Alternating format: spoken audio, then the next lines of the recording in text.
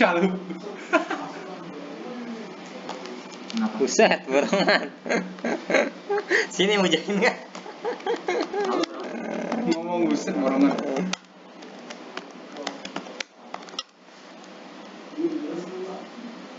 Belum begini sapuin dulu ya. Yang terakhir sapuin ya. Sapuin banget. Ya udah, gue sapuin dah. Toilet. Toilet. Apa? Sapuin kan? Mata ya kan? Oh, Tadi kan sapuin. Maksudnya nanti. Iya, ya balik udah. jam berapa? Gue kan balik jam 3. Oh nanti gue sapuin. Yang terakhir sapuin kan karena baru nanti pasti udah kurang kan. Kayak kan cacat dulu kan? Ya Ini cacat. tempat hot hard. Di tanah jin sih. Cuman ya nggak apa-apa. Bersih. Ica balik gak tuh jadi?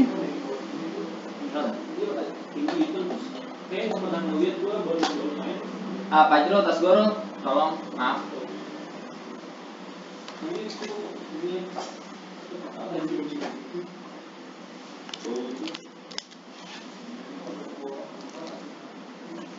Dulu bau kan kalau pakai kaos kaki ya? Tergantung sih kayaknya.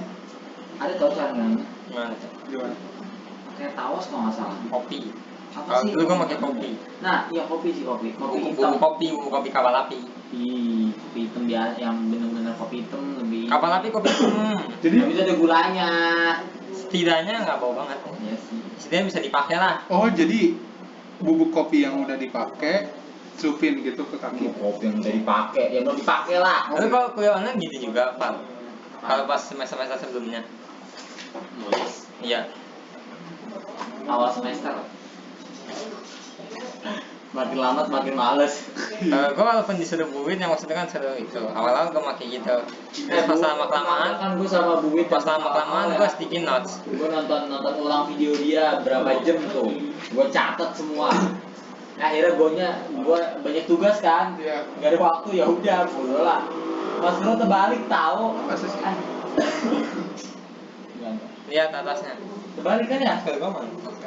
Ini nih, yang ini di atas nih. Yang ada garisnya. Kebalik. Yang ada garis nih, Radit, yang ada garis ini di atas.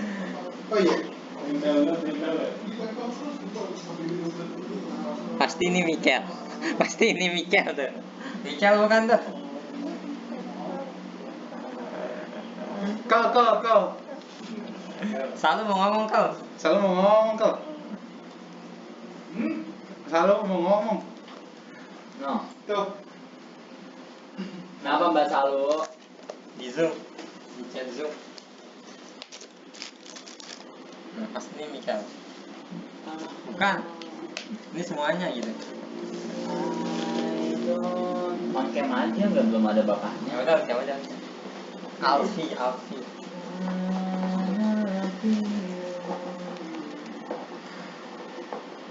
Iwan nggak masuk juga. Tapi dibaca ketika wes. Wassalamualaikum. Oke, kalau emang enggak dia pasti bilang enggak. Kami Ini enggak. hubungin tuh bang gantungin. Ini kalau udah enggak ikhlas. Enggak, backgroundnya hapus dulu, ini ada background. Di reschedule. Cara hapus background gimana? Ini dia. Pas non. Nah, gini. On cam. Mika kelihatan di situ ya? Woi. Tadi. Assalamualaikum warahmatullahi wabarakatuh. Depan gua nanti lu jangan bikin kasus. Ntar Noval yang kena lu. Tuh udah ada Pak Iwan, udah join. Udah join. Oh iya. Halo, assalamualaikum. Waalaikumsalam. Barang nyata ya. Oke, gue ya. PJ on cam ya. Video on cam. Jangan ngalangin Nova. Suaranya terdengar nggak? Terdengar. Terdengar Pak. Oke, terdengar ya. Terdengar. Ya, kalau terdengar, saya mau ngajar menggunakan gadget ya. supaya bisa interaktif, maka saya akan sebentar pakai whiteboard, bisa kan ya? Sebentar ya.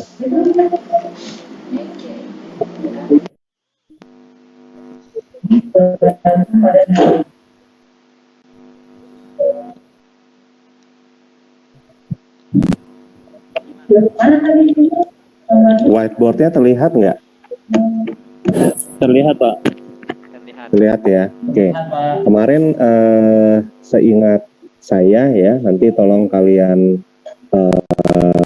ingat ya, yang mata kuliah sebelumnya, pertemuan sebelumnya, saya sudah menjelaskan tentang konsep kristal ya. Kristal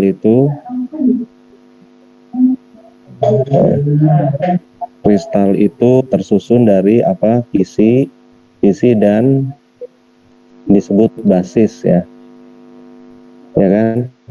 Nah, yang kemarin ya, saya menggambarkan bahwa di dalam suatu kristal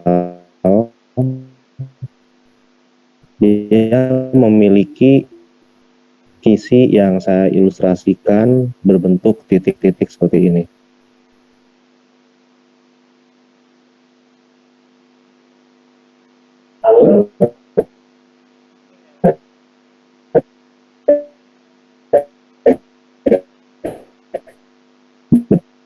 Betul ya?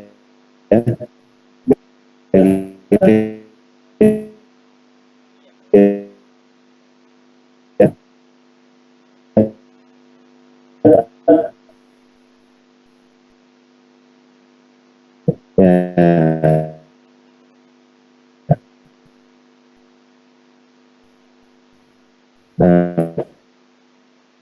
kurang lebih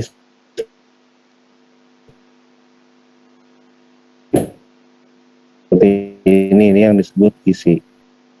Nah, karena kita asumsikan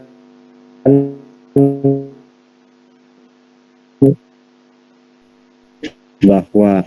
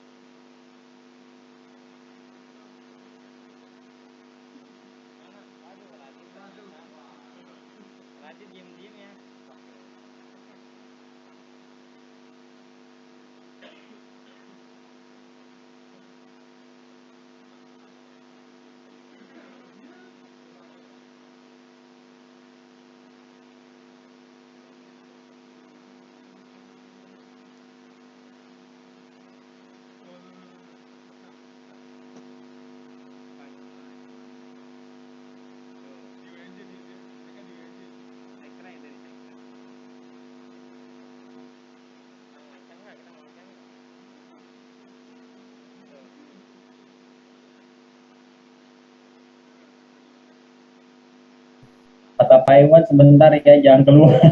Kata Pak Iwan keluar aja.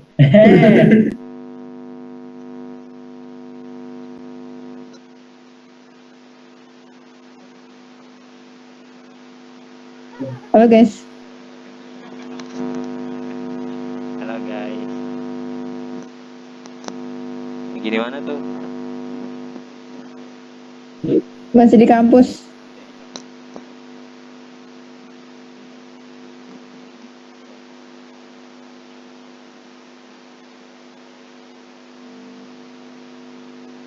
Coba room tour dong, room tour. Room tour enggak lah, berantakan jir. Mau bayar berapa? Mana coba room tour dong, gue mau lihat anjay. Mau lihat baju. Tapi ribet laptop gue di cas. Lupa lagi. Ya, mohon maaf ya, sinyal saya tadi hilang. Saya lanjutkan lagi. Sudah terdengar suara saya sekarang? Terdengar, Pak. Ya, oke.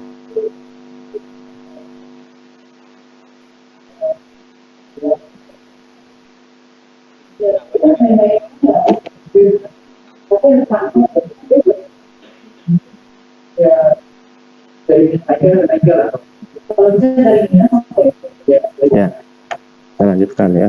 Jadi tadi sampai sini ya, bahwa kita bisa membuat ilustrasi ya apabila suatu atom basis sudah berada di dalam kisi kristal, maka dia akan memiliki susunan yang kurang lebih periodik seperti ini.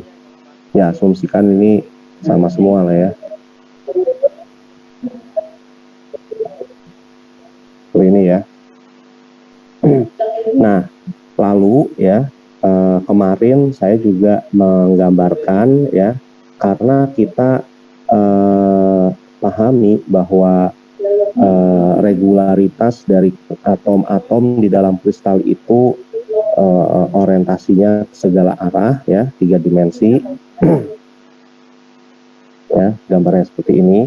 Maka kita bisa menerjemahkannya ya dalam ilustrasi matematis ya. Dengan cara apa ya?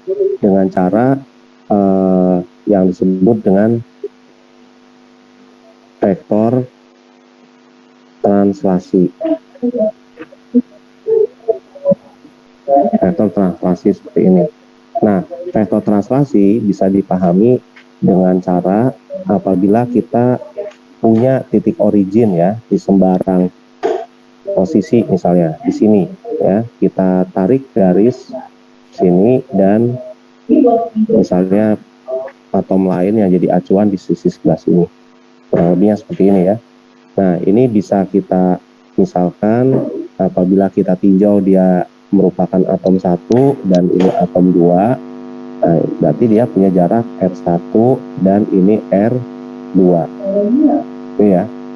Nah, berarti translasinya di mana? Translasinya adalah pergeseran atau translasi dari atom 1 ke atom 2 ini. Nah, misalnya kita simbolkan secara matematis translasinya menggunakan simbol P. Nah, maka secara vektor kita bisa tuliskan P sama dengan R2 dikurangi R1 ya, karena vektor biasanya ada tanda di atas ya yang menunjukkan dia punya arah, begitu ya. Oke, mudah-mudahan sampai sini jelas ya.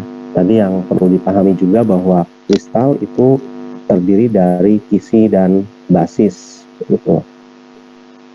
Oke. Ya, sampai sini ada yang mau bertanya?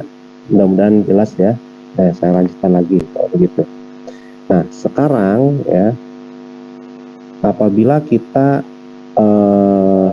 tulis secara sederhana vektor translasi dari suatu atom di dalam kristal ya, apabila kita rujuk bahwa si atom itu tersusun secara periodik dalam orientasi 3 dimensi ya, X, Y, Z, maka dia akan memiliki bentuk matematis ya.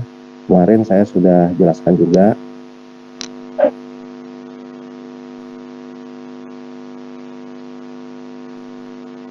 Ini sama dengan U1 A1 ditambah U2 A2 ditambah U3 A3.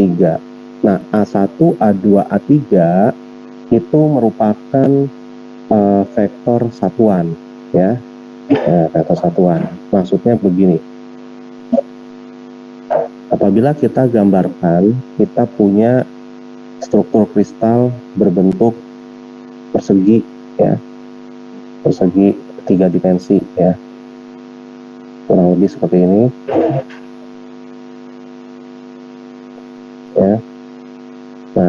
A1-nya adalah ini, ya. A2-nya adalah ini, A3-nya adalah ini. Ini mohon maaf apabila tulisan dan gambar saya tidak terlalu jelas ya, karena saya tidak menggunakan stylus, tapi saya menggunakan jari stylus, ya. Nah, maka kita bisa lihat bahwa vektor satuan ini memiliki besar yang berbeda. Artinya nilai atau panjang yang berbeda misalnya, ya. Karena dia punya panjang yang berbeda, maka ini representasi dari besar vektor itu dilambangkan dengan U, ya. Itu maksud saya tadi. Sehingga penulisannya tadi T sama dengan U1 kali A1 ditambah U2 kali A2 ditambah U3 dikalikan A3. Sampai sini jelas ya. Sehingga misal kalau kalian punya bentuk vektor translasi T sama dengan A1 ditambah 2A2, ya, ini kalian harus bisa gambarkan, ya. Gambarnya seperti apa, ya, ini harus tahu. Ya, ini mudah saja ya kalau kita mengasumsikan dia dalam konteksnya 2 dimensi, ya. A1-nya itu adalah ini, ya. 2A2 itu adalah ini. Ya, masing-masing jarak antara satu atom dengan atom lain, ya, itu memiliki nilai A. Ya, gitu. Ini A2, ini A2. Sementara yang arah horizontal, ya, itu adalah A1. Jelas ya? Nah, selanjutnya, sekarang kalau kita mengasumsikan, ya, kemarin saya menyinggung tentang konsep kisi primitif, ya, yang dinamakan kisi primitif. Mungkin kalian ingat ya kemarin bahwa suatu vektor translasi, ya, yang mengacu pada bentuk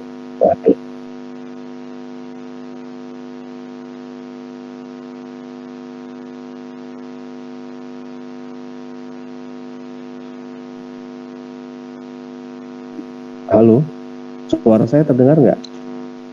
Dengar Pak. Dengar Pak. Ya. Oke, saya lanjutkan lagi.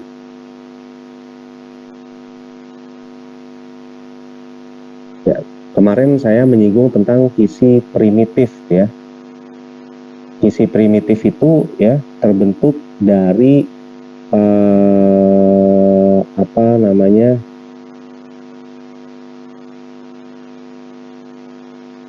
susunan atom, ya, terbentuk dari susunan atom yang dilukiskan dengan persamaan vektor translasi tadi itu. Semua nilainya adalah bergantung pada A1, ya, A2 dan A3, ya. Nah, ini merupakan kisi, ya, yang mencerminkan kisi. Berarti disebut apa ini? Parameter kisi, gitu.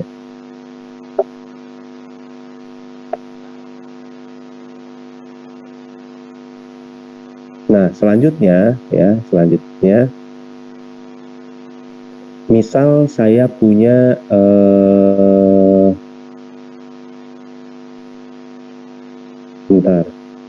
saya punya gambar yang berbentuk balok, ya.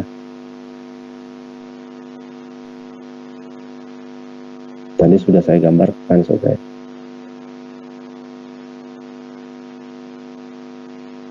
Ini susunan kristal, ya, susunan atom-atom di dalam suatu kristal berbentuk balok seperti ini,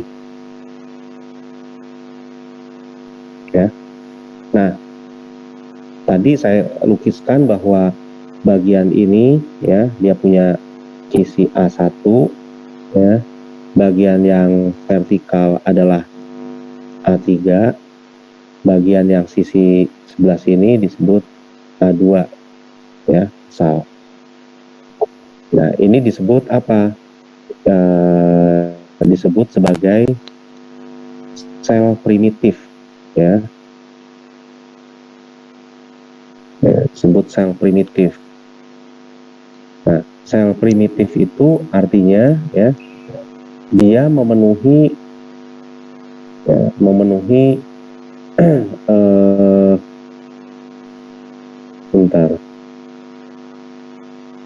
memenuhi pola ilustrasi dari titik kisi dan ruang kisi, baik itu dalam konteks 2 dimensi ataupun 3 dimensi. Ya, misal kalau ini saya singgung sedikit ya tentang ilustrasi titik kisi dan ruang kisi 2 dimensi. Kemarin saya juga sudah nyinggung ya yang model seperti ini. Ini ya A1, A2, kurang lebih seperti ini ya. Nah, ini merupakan penggambaran dari titik kisi dan ruang kisi dalam 2 dimensi. Titik kisinya mana? Ini ya. Berarti susunan atomnya begini. Berbentuk jajaran genjang. Secara periodik begini semua. Oke. Nah, selanjutnya tadi saya menggambarkan pola susunan atom ya di dalam satu kristal berbentuk balok. Namun ini adalah penggambaran satu unit sel ya, satu unit sel. Kenapa? Karena kalau kita jabarkan ke arah atas, ke arah belakang, ke arah depan, ke arah samping, ke arah kiri ya, ke arah samping kanan, ke arah samping kiri, ke arah bawah ya, secara 3 dimensi, maka ini semua akan berulang secara reguler. Nah, oke lah kita fokus pada bagian satu unit sel ini ya.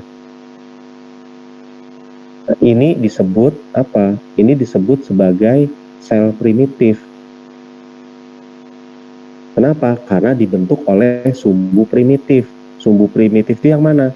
Tadi saya katakan yang disebut kisi primitif itu A1, A2, A3 kan.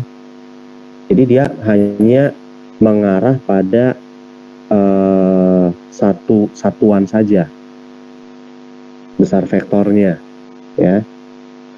Nah, maka kalau kita bicara sel di dalam satu konsep struktur kristal, nah ini adalah sel primitif, artinya bentuk persegi atau berbentuk bentuk balok ya seperti ini ya, yang dibentuk sumbu primitif A1, A2 dan A3.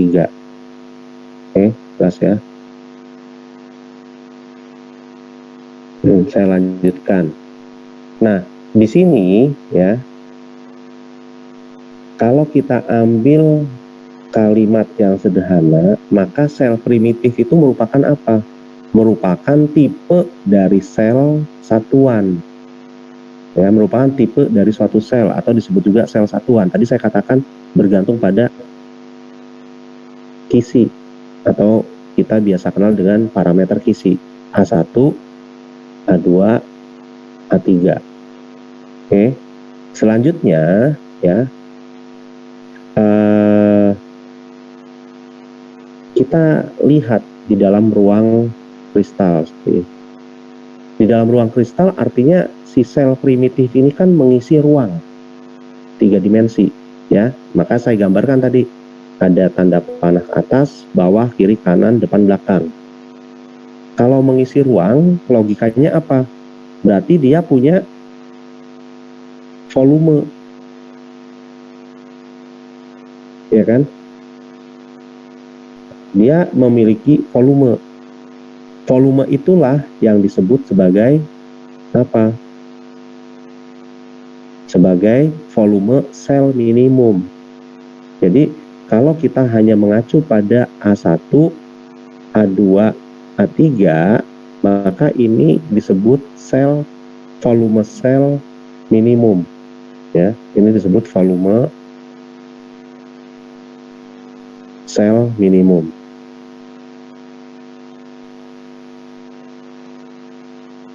ya. Nah, biasanya kalau dalam konteks jat padat ya, volume sel minimum inilah yang disebut unit cell ya, sel satuan begitu. Nah, berarti dia punya volumenya berapa? Ya. Volumenya karena dia bergantung pada kisi A1, A2, A3. Nah, kalian harus tahu volume itu rumusnya apa? Kalau kita mengacu pada persegi 3 dimensi seperti ini, dia punya panjang, punya lebar, punya tinggi. Ya, kalian sudah tahu nih, panjang kali lebar kali tinggi kan? Seperti ini ya. Nah, namun kalau kita tinjaunya dari sudut pandang kristal, ya, dilihat dari sudut pandang kristal, A1, A2, ada A3, ini. Maka perkaliannya itu harus memperhatikan orientasi dari atom di dalam struktur kristal, ya. Bagaimana itu, Pak? Kalian harus pahami, karena ya antara A1 dan A2 itu ada di dalam satu bidang, perkaliannya adalah perkalian. Saya punya pertanyaan buat kalian, perkalian dot atau cross? Siapa yang bisa jawab?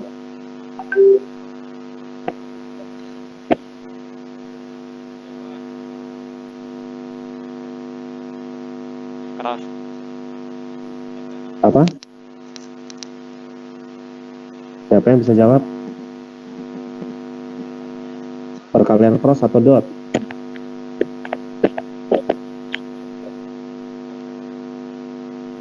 Cross, Pak. Cross. Oke. Nanti kalian belajar lagi ya makna dari perkalian cross atau dot. Ya, kalau satu bidang itu adalah perkalian dot, ya, bukan cross. Ya. Nah, sehingga kalau kita tinjau satu lagi, ini ada bagian yang vertikal, tadi A3. Nah, dengan A3, ini perkalian cross atau dot. Nah, kalau tadi dot itu satu bidang, maka cross harus tegak lurus bidang. Sehingga apa? Di sini kita memiliki volume, ya. Volumenya karena ini suatu nilai, maka ini harus tanda mutlak. Bagaimana penulisannya? Ya, maka penulisannya, ya,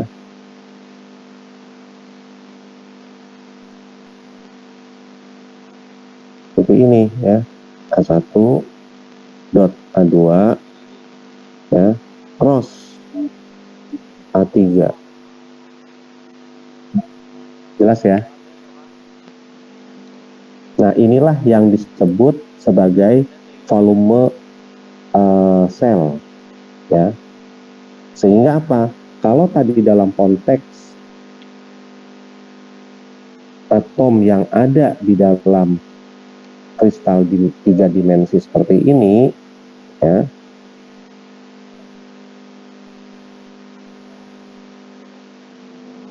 maka besar volume dari sel minimumnya, ya, itu adalah berapa? 8 kali 1/8. Nah, ini kan harus 1, ya, 8 kali 1/8. Kenapa 1/8? Karena kalau kalian lihat di situ ada 8 titik, ya, ada 8 sudut. Titik-titiknya itu ada di 8 sudut. Sehingga apa? Sehingga setiap titik kisi itu dibagi untuk 8 sel. Maka volumenya besarnya adalah ini. Maka tadi saya katakan ini definisinya adalah sel satuan atau unit sel. Oke.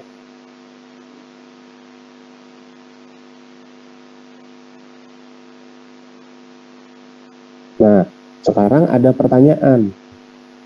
Basis yang berkaitan dengan sel primitif itu disebut apa? Ya, kalau ada statement dari basis yang berkaitan dengan sel primitif, jadi kalian udah tahu ya basis itu apa ya, dan sel primitif kalian udah tahu ya.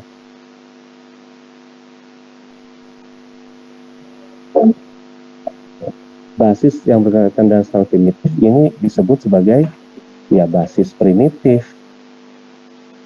Basis yang ada dalam ruang primitif.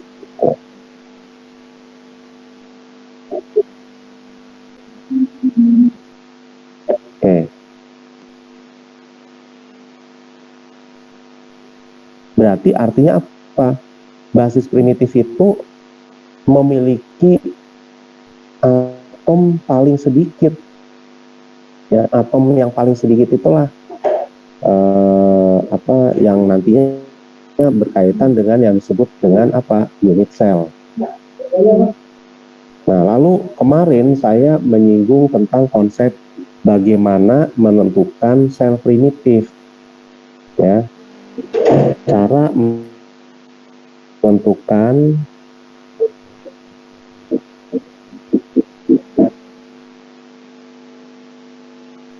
sel primitif.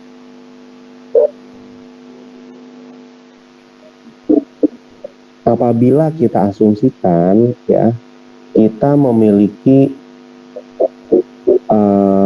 sel atau struktur kristal seperti ini ya, yang mudah saja ya, mau berbentuk jajaran genjang atau berbentuk persegi silahkan ya, seperti ini ya. Berarti dia punya kisi seperti apa? Kurang lebih kan begini ya. Dan seterusnya. Selanjutnya untuk menentukan sel primitif, caranya bagaimana? Caranya adalah dengan menggambar dan menghubungkan garis-garis ya, yang menghubungkan satu titik kisi dengan titik kisi lain yang berdekatan dengan titik kisi tertentu. Misal ya, di sini kan atom-atomnya tersusun secara berbentuk jajaran genjang ya. Kalau kita lihat dari kisi Bravais-nya ya, kisi Bravais kan kemarin jajaran genjang.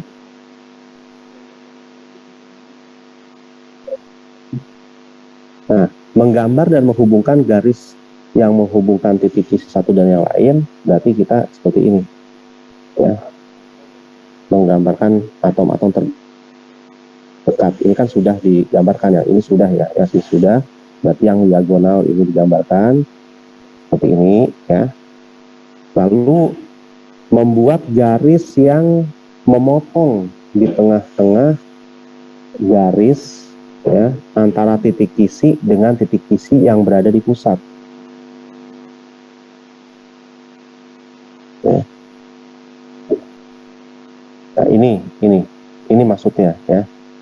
Ini maksudnya kan memotong titik ya, atom yang di pusat gitu. Setelah itu menentukan titik-titik tertentu dari garis-garis yang melalui perpotongan. Nah, misalnya kita buat di sini seperti ini ya, garis di sini. Ini tidak lurus. Kita buat garis menghubungkan titik ya, menghubungkan titik kisi. Seperti ini begini, berarti ini begini, ini begini, ini begini, dan ini begini. Nah, berarti apa? Berarti kita sudah memperoleh ya luas yang dibentuk oleh perpotongan garis-garis tegak lurus yang memiliki nilai terkecil. Nah, ini kan nilai terkecil berarti kan dalam satu sel. Nah, inilah yang disebut sebagai sel primitif atau disebut sebagai sel Wigner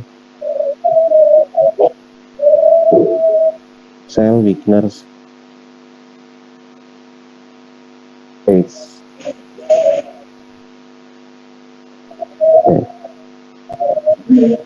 Jelas ya sampai sini ya. Ada yang mau menggambar atau sudah?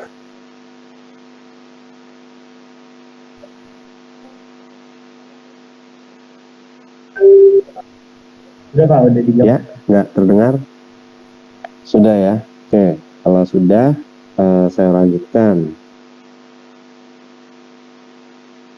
Selanjutnya ya nanti kalian baca di buku Kittel. Kemarin pesan saya adalah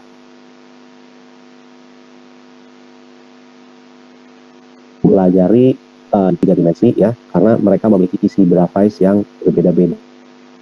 Ya, perhatikan juga karakteristiknya dari nilai parameter visi antara parameter visi 1, 2, dan 3 itu besarnya apakah sama. Lalu juga sudut-sudutnya.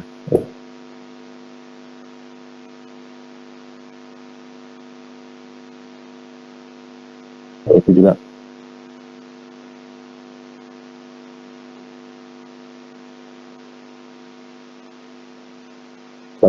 tapi secara tadi kristal ya, misalnya kristalnya lagi dan lagi saya nulis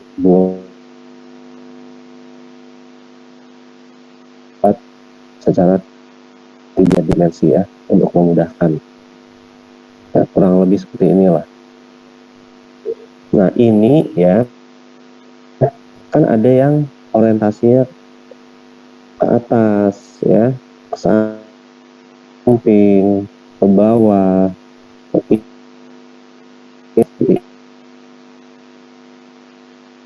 ini ya, dan seterusnya.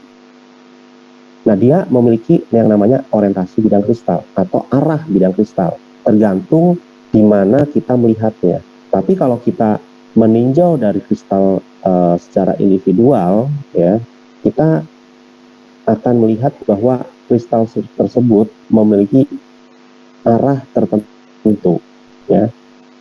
Nah, saya ambil contoh, misal saya punya satu unit sel seperti ini ya, berbentuk heksagonal. Yang berbentuk heksagonal itu material tertentu diantaranya si zinc oxide ya. Nah di sini adalah A3 ya. Yang di sini ini adalah A2. Terus yang ini itu adalah A1 ya. Berarti kalau kita menggambarkan parameter visi demikian ya, kan tadi kalau merujuk pada buku teks yaitu Kittel ya, ini ada A1, A2, A3. Nah tapi ada juga beberapa buku teks atau bagian para ilmuwan ya, mereka nggak mau pusing dengan istilah visi A1, A2, A3. Bisa ini ditulis A, bisa yang A2 ini ditulis B ya, yang A3 bisa ditulis C, nggak masalah gitu ya. A, B, dan C sama saja ya. Nah di sini C ini berarti kan identik dengan waktu kalian belajar koordinat kartesius ya, C itu identik dengan Z,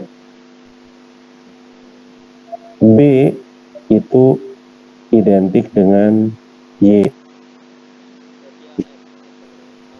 A identik dengan X ya, seperti ini kan.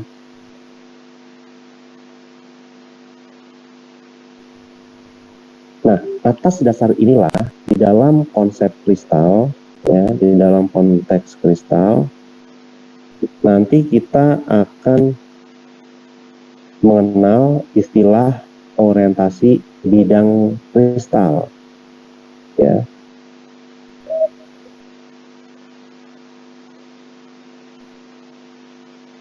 Yang dikenal dengan sebutan, ya, indeks Miller, atau kalau ada yang bertanya, Pak, berarti indeks Miller itu untuk menentukan orientasi bidang kristal? Iya, sama aja. Jadi indeks Miller itu mengindekskan yang diformulasikan oleh Miller untuk menentukan arah dari bidang kristal. Ya, disimbolkan dengan apa? Dengan HKL. Jelas ya? Selanjutnya, HKL ini ya nanti kalian pada saat menggeluti bidang misalnya material, ya, HKL ini bisa tercermin dari hasil pengukuran difraksi sinar X, di mana gitu ya, apabila ini merupakan pola spektrum dari sinar X, ini adalah sudut difraksinya dan ini adalah intensitas, maka pik-pik ini, puncak-puncak ini memiliki arti ya bahwa gelombang atau si sinar X itu terdifraksi akibat adanya atom pada orientasi bidang kristal tertentu, ya. Misal yang ini adalah 111, ya, yang ini adalah misal 002, ya, yang ini adalah 103 dan seterusnya. Nah, artinya apa? Si kristal ini ya memiliki orientasi lebih dari satu. Maka karena dia memiliki orientasi yang lebih dari satu, disebut sebagai polikristal. Nih, jelas ya. Nah, lalu kalau ada pertanyaan, Pak, bagaimana nih kalau spektrumnya puncaknya lebih banyak atau lebih dari satu, dan itu masuk kategori single kristal? Harus bisa. Untuk single kristal, ya, kita bisa juga lihat dari pola grafik difraksi sinar X-nya. Meskipun dia punya puncak lebih dari satu, belum tentu dia adalah polikristal. Apabila ya, puncak-puncak dari hasil difraksinya memiliki orientasi bidang kristal yang sama. Misalnya, ya, ini adalah 111, ini adalah 222, ini adalah 333. Ini dimungkinkan. Nah, kalau demikian, artinya pola grafik difraksi sinar X ini masuk kategori single kristal. Karena dia punya orientasi hanya pada satu arah.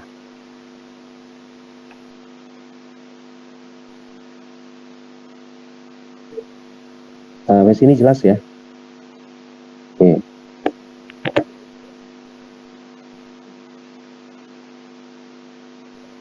Nah, selanjutnya, ya, bagaimana Pak kalau begitu cara menentukan indeks Miller untuk bidang kristal? Nanti saya akan ilustrasikan ya.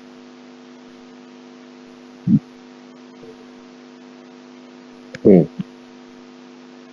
Saya akan langsung aja deh kasih contoh ya, cara menentukan indeks Miller. Sekarang kita gambarkan ya di dalam suatu ruang vektor ya 3 dimensi. Misal seperti ini ya. Di sini ada misalnya vektor satuannya ini adalah A1 ya. Yang ini adalah A2 ya. Yang ke sini ini adalah A3 ya. Ini maaf nih, ini enggak terlalu jelas ya. Nah, oke, supaya lebih jelas yang A1-nya ya, ini saya nulisnya 3 kan. Misal saja ya. Misal 3A1. Lalu di titik yang ini ya, ini asumsikan 2 lah ya. 2A2 ya. Yang ini misalnya ada 2 lagi ya. Oh sorry, yang ini A2 ding, yang ini A2 saja deh, biar nggak bingung ya. Terbalik harusnya A1, yang ini harusnya A1, yang ini A2, tapi anyway nggak masalah lah ya. Oke, 3A1, 2A2, dan misalnya 2A3 ya.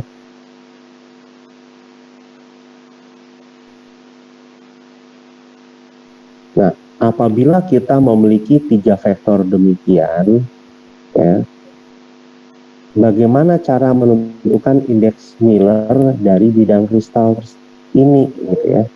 Nah, caranya, ya,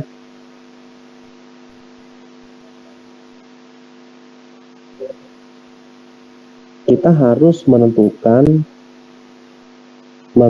nilai resiprok dari besar vektor. Nah, saya tulis lagi ya, tadi kita punya 3 vektor, 3A1,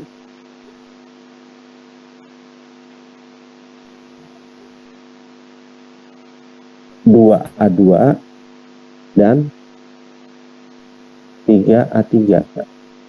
3 Pak. Oh, 2 ya, sorry ya.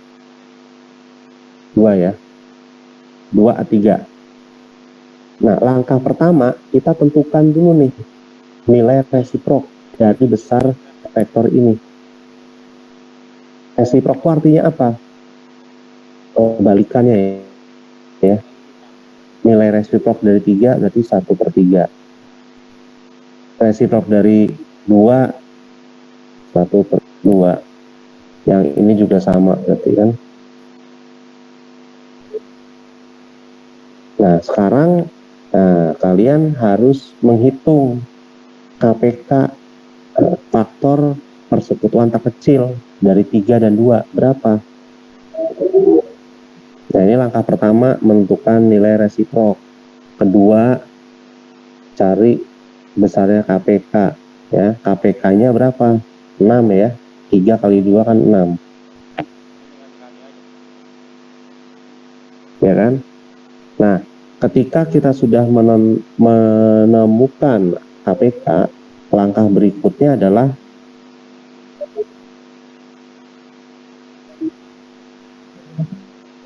kalikan nilai resiproknya. Berarti itu apa tadi? Poin ketiga ya. Poin ketiga. Tadi ada berapa? 1/3, 1/2, 1/2. Dikalikan 6. Ya, maka kita akan memperoleh nilai apa? Kalau dikalikan 6, ini 2, ini 3, ini 3. Kan demikian ya. Nah, sehingga apa? Sehingga kita katakan bahwa 233 ini merupakan indeks Miller ya. Cara penulisannya kalau indeks Miller begini. Bidang kristalnya cara menulisnya bagaimana? Jadi bidang kristalnya kita bisa peroleh 2, 3, 3. Langsung, tidak usah pakai koma.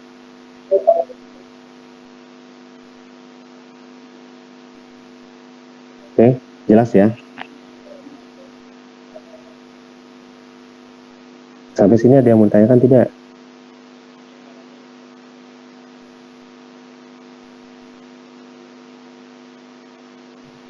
Oke, ya mudah-mudahan jelas. Sudah dicatat ya? Udah, Pak. Nah, selanjutnya, habis ini mungkin kita cukup deh, karena saya ada keperluan lain ya. Tetapi jangan lupa kalian isi presensi ya. Hari ini seperti yang udah saya janjikan di dalam epsilon, saya akan menjelaskan difraksi gelombang oleh kristal. Nah, kita misalkan lagi ya, kita punya atom.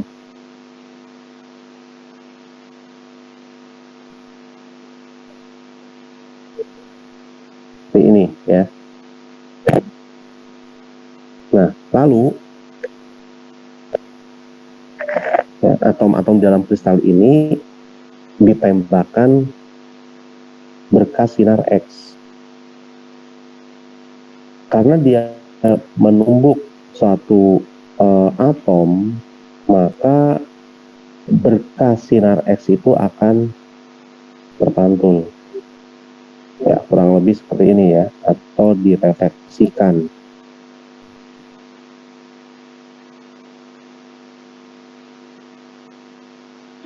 Sepakat ya, ketika kita bicara kristal, ada kisi, ada basis ya. Misalnya ini satu atom di dalam basis, isinya saya gambar demikian.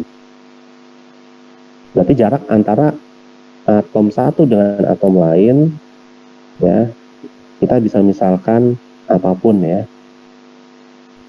misalnya D. Oke. Nah, kalau kita perhatikan, ini ada lintasan 1, lintasan 2. Lintasan apa? Lintasan dari sinar X datang dan sinar X yang direfleksikan oleh atom 1, oleh atom 2. Kurang lebih seperti ini ya, misal, atau atom A, atom B. Karena kalau pakai angka, yang ini kan udah 1 dan 2. Untuk memudahkan kita melakukan analisis, ya, kita lihat lagi lintasan dari berkas elektron yang terrefleksi ini. Ya, apabila kita lihat ya lintasan ini, ya ternyata lintasan ini memiliki beda lintasan. Dari mana taunya? Ya, misal kita ambil perpotongan garis ya yang memotong si atom A. Tapi harus tegak lurus terhadap apa? Terhadap lintasan 2. Ini ya. Yang ini juga sama, harus tegak lurus. Nah, kalau kita tinjau berkas sinar datang nih sampai sini, ini memiliki fase yang sama. Berkas sinar pantul tidak memiliki perbedaan lintasan, yaitu ini. Misalnya beda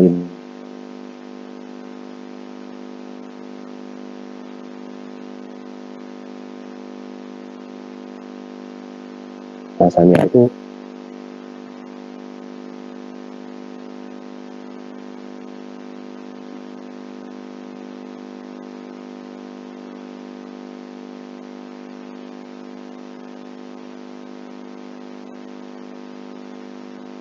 titik ini C misalnya, titik ini C.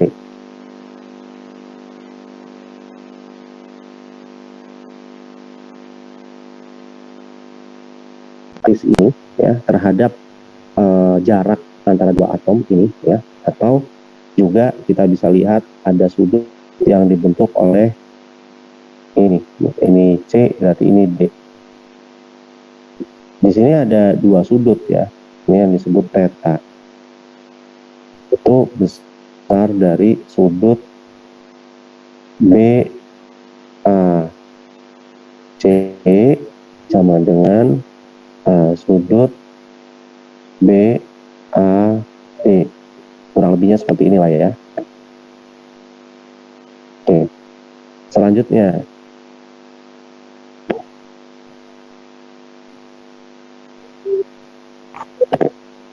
kita gambarkan ulang biar lebih jelas kalian ya.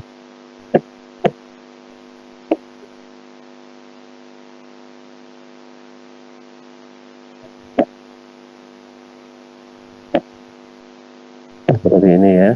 Ini B, ini A,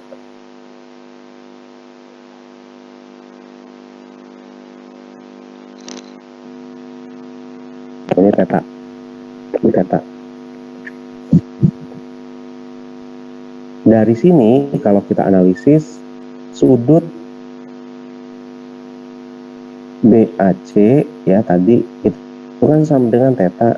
Begitu pula yang BAD itu sama dengan theta kan. Berarti boleh dong saya lakukan analisis menggunakan konsep Pythagoras. Betul ya? Nah, dari konsep Pythagoras kita bisa pahami bahwa besar dari sin theta ya kan? Itu akan sama dengan apa? Kalau kita tinjau yang ini akan sama dengan BC per AB. Setuju ya? Sin theta sama dengan BC per AB.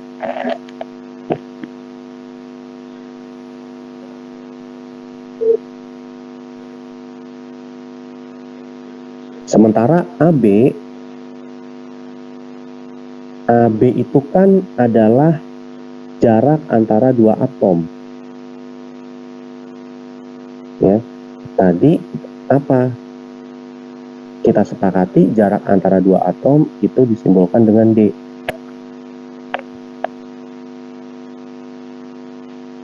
Sehingga persamaan yang ini nih, sin theta sama dengan BC per AB ya, itu bisa saya tulis menjadi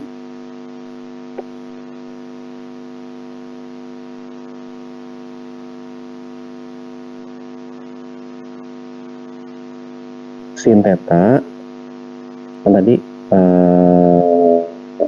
BC per AB ya. Nah, AB-nya kan dari ini ya, maka kita bisa tulis menjadi apa? Menjadi D sin theta sama dengan BC ya kan. Nah selanjutnya tadi saya juga menggambarkan bahwa ada dua kondisi beda lintasan. Karena kan berkas sinar datang sama dengan ada berkas sinar datang dan ada berkas sinar yang direfleksikan. Berarti ada dua komponen ini nih ya. Ini A, B, tadi saya tulisnya C, ini D, ya kan? Sehingga yang beda lintasan itu apa sama apa? Yaitu BC. BC kan akan sama dengan BD. Kenapa? Karena sudutnya sama. Ini sama nih sudutnya. Berarti BC sama dengan BD.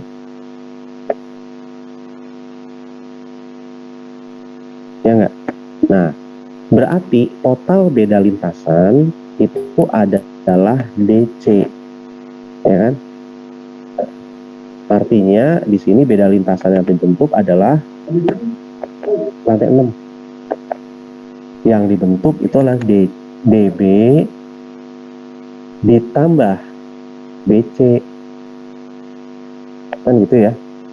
Nah kalau ini nilainya sama, BC sama dengan BD, maka kita akan peroleh ya beda lintasan totalnya itu adalah ya misal DB-nya ini kan saya ganti dengan BC.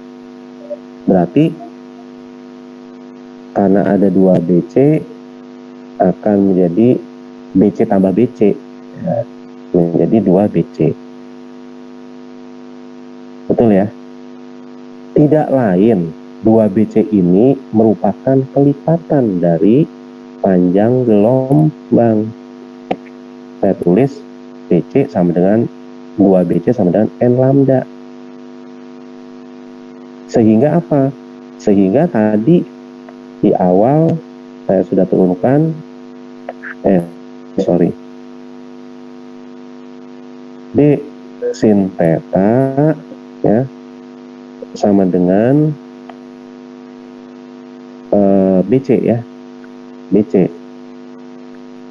Karena ya 2 BC sama dengan N lambda, maka ini akan menjadi D sin theta sama dengan N lambda per 2. Nah ini kan otomatis sana ya.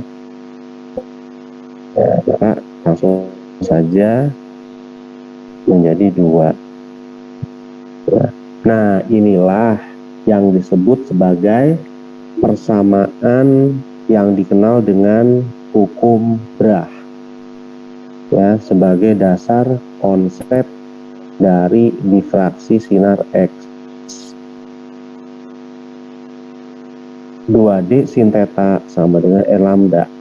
Persamaan ini terlihat simpel, tapi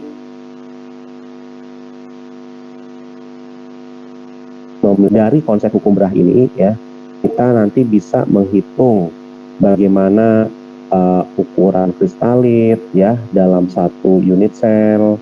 Kita bisa menghitung juga strain atau regangan kisi akibat dari suatu atom yang diberikan impuritas ya. Kenapa?